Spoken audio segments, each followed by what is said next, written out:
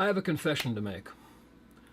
Of the many kids I diagnosed with ADHD over the past 40 years, I was probably wrong somewhere between 50 and 80% of the time. I started diagnosing kids with hyperactivity attention problems and low impulse control in 1975. This was during my clinical internship in child and family therapy at the University of Maryland Department of Pediatrics. This is not an easy thing for me to admit. Many of these children went on to receive medication for a problem they may not have had. Given my own history with hyperactivity and low impulse control, admitting to making the wrong diagnosis is also painful for me, since my commitment, my devotion, was to help these kids, not to hurt them. Let me be clear. I did nothing immoral, illegal, or unethical. I simply did what thousands of other psychologists, physicians, and pediatricians were doing then and are still doing now. I followed the guidelines in the Diagnostic and Statistical Manual and noted all the necessary symptoms required for the ADHD diagnosis. I hope to convince you by the end of this video why this is such an important issue and what you can do about it. Now, for most of my life, I have suffered with what is now called Attention Deficit Hyperactivity Disorder, ADHD. Of course, in 1942, when I was born, there was no such disorder.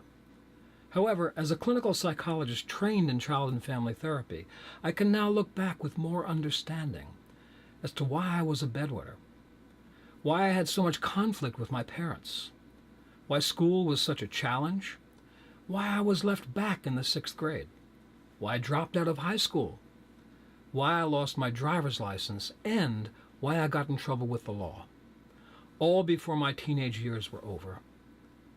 Fortunately, all of that changed in 1963 when I joined the U.S. Navy.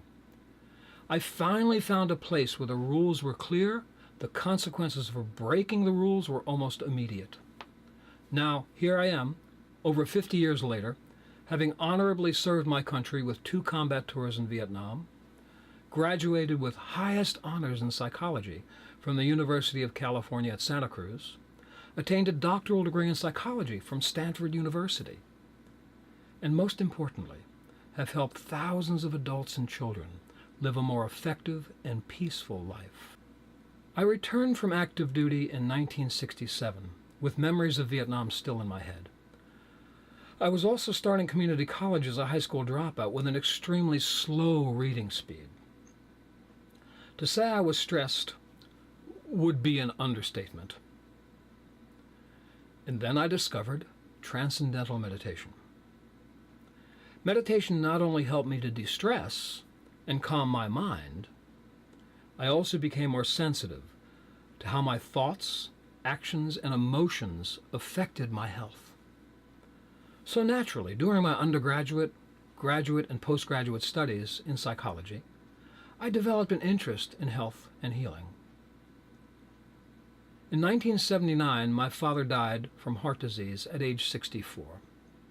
His father had also died from heart disease at 64, so I was a prime candidate for an early death. At that point, my interest in alternative medicine became an obsession. I devoured everything I could find to read on health psychology. I invested thousands of hours in workshops on hypnosis and mind-body healing. I personally explored and tested every new idea, procedure, and approach I could get my hands on. In September of 1992, I started working with a local holistic dentist named Dr. Sambatero. That year we offered a public seminar titled Health Enhancement, Achieving and Maintaining Physical and Mental Well-Being. Although the tools and techniques we use have evolved since then, we both maintain the same passion for health enhancement and healing. Then about 10 years ago, Dr. Sambatero and I turned our attention to adult sleep apnea and how it could be effectively treated with dental intervention. Now, sleep apnea is a very serious condition, leading to multiple dangerous health consequences, including death.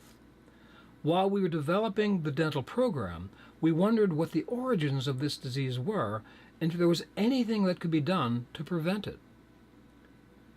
This led to our interest in treating children.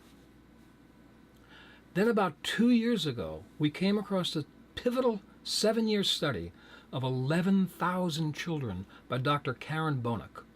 She looked at kids with sleep-disordered breathing, SDB, from ages 6 months to 7 years. Her findings were stunning. SDB in young children led to a 60 to 80% increase in risk in most of the same symptoms as ADHD. Essentially, that means that many of the numerous kids I diagnosed with ADHD over the past 40 years may not have had ADHD at all. Instead, they could have been suffering from sleep and breathing problems. Here's the real concern with that. Although ADHD medication can be helpful for kids that actually have ADHD, it is not an effective treatment for sleep-disordered breathing. Unfortunately, by hiding the symptoms, it may only make the underlying SDB condition worse. Now, given my own history with ADHD, and that I have undoubtedly misdiagnosed an unknown number of children, you can understand why I am passionate about this subject. The confusion over ADHD and SDB is not widely known among healthcare professionals. I only found out about it because I was studying the origins of sleep apnea. So the chances are that over 50% of ADHD kids have been misdiagnosed. In fact, the number may be as high as 80%. We just don't know. If most healthcare professionals, including physicians, pediatricians, and psychologists, are unaware of this potential for misdiagnosis, then the public is clearly and almost totally unaware. And if I knew then what I know now about sleep-disordered breathing, I would never have diagnosed a child with ADHD without first having them evaluated for sleep and breathing problems.